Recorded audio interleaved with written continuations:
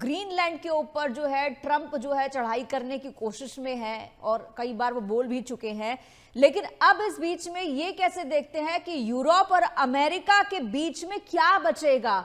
NATO जो है उसके तो टूटने की जो है नौबत आ जाएगी। इस पूरे सिनेरियो को कैसे देखते हैं? ग्रीनलैंड पर जब ट्रंप जाएंगे, उस पर हमला करते हैं, उस पर कब्जा करने की कोशिश करते हैं, तो क्या सीन बैठेगा?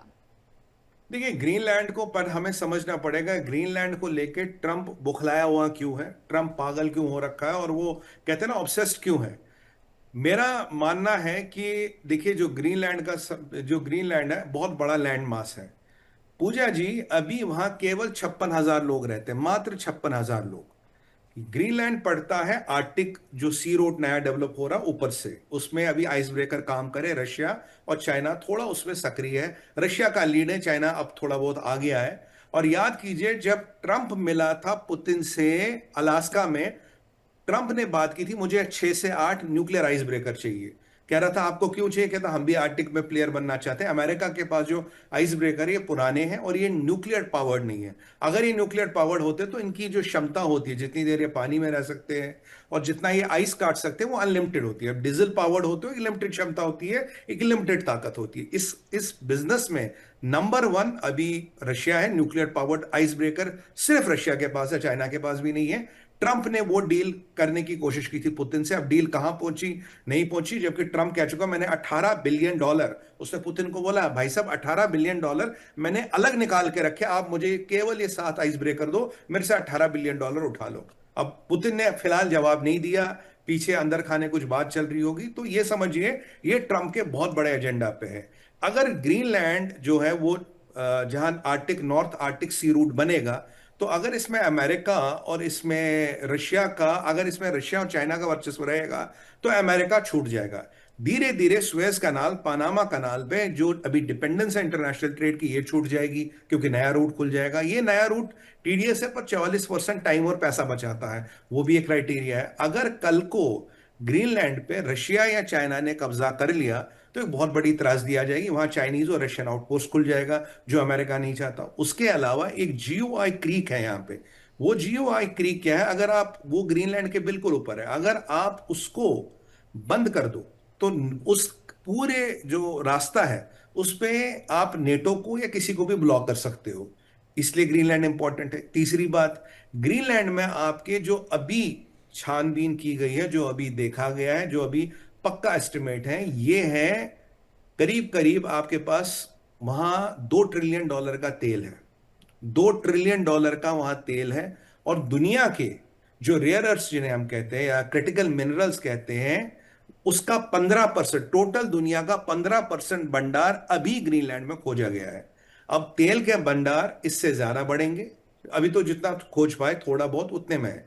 तो तेल के भंडार और है, और जो रेयर अर्थ्स है और ये क्रिटिकल मिनरल्स हैं, उसके भंडार भी और पाए जाते हैं। अगर मैं इनका आकलन करूं, तेल जो अभी निकला है 2 बिलियन, मिनरल जो निकले हैं 1 बिलियन, इनकी 3 बिलियन की तो मिनरल वेल्थ है, स्ट्रेटेजिक लोकेशन पे है।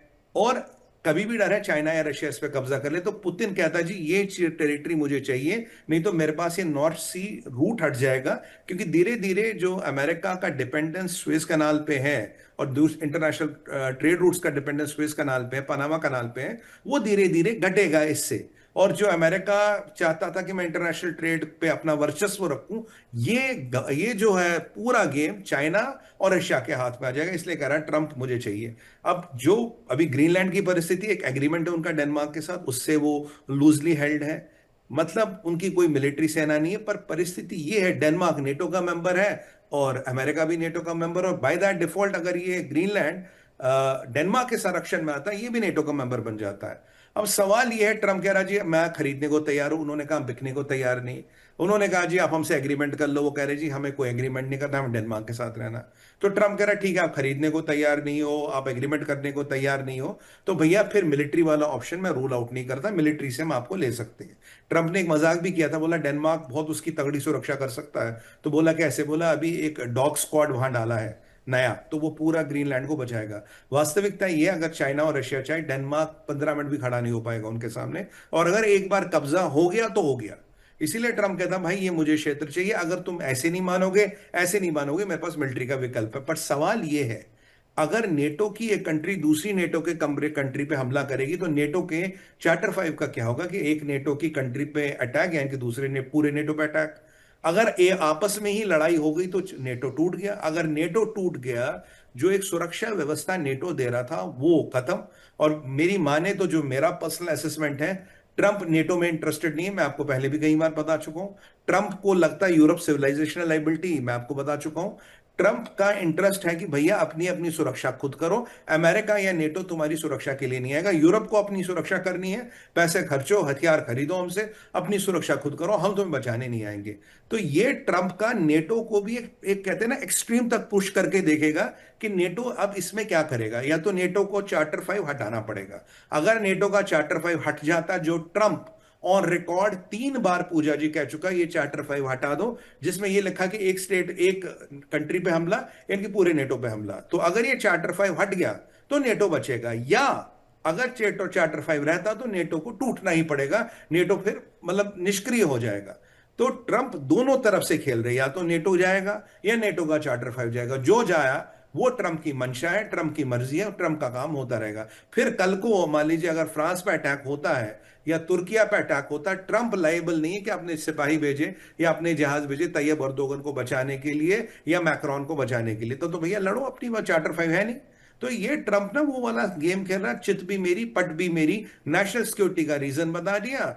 और खार तेल नेचुरल मिनरल्स वगैरह पे इसमें नजर है। जो यूरोपियन यूनियन भी कहती है, यूरोप कहता है 31 मिनरल्स और रेयर अर्थ क्रिटिकल है, उसमें से 25 तो अभी वहां पे, मतलब पूरी खदान है वो, और लूजली हेल्ड है। आप मान लीजिए मोटा मोटा दूसरा ये आपका वेनेजुएला है। वेनेजुएला में तो फिर भी कोई सरकार वरकार थी। या 56,000 लोग मात्र रहते हैं और कोई आर्मी नहीं है, कोई प्रोटेक्शन नहीं है, बस भगवान के नाम पे चल रहा है। और वेनेजुएला में जो हुआ, अगर उसको देखते हुए रशिया ने या चाइना ने मुंह चल लिया तो ट्रंप हाथ पे हाथ मलता रह जाएगा। तो उसके लिए क्रिटिकल एस्पेक्ट बनता जा रहा है। और यूरोप कहता है कि जी हम सारे मिलके अब इसको डेनमार्क को और आइसलैंड को बचाएंगे, ग्रीनलैंड को बचाएंगे। तो क्या पूरा यूरोप, जिसमें फ्रांस, जर्मनी, इटली, स्पेन का जॉइंट स्टेटमेंट आया था, क्या वो मिलके ग्रीनलैंड के लिए अमेरिका से युद्ध करेंगे अगर युद्ध की नौबत आ गई? क्या वो नेटो को तोड़ेंगे या नेटो का चार्टर 5 ऑटोमेटिकली डाइल्यूट हो जाएगा? ये 3 प्रश्न हमारे सामने बचते हैं, जिसका वक्त ही फैसला करेगा कि ऊंट किस करवट बैठता है।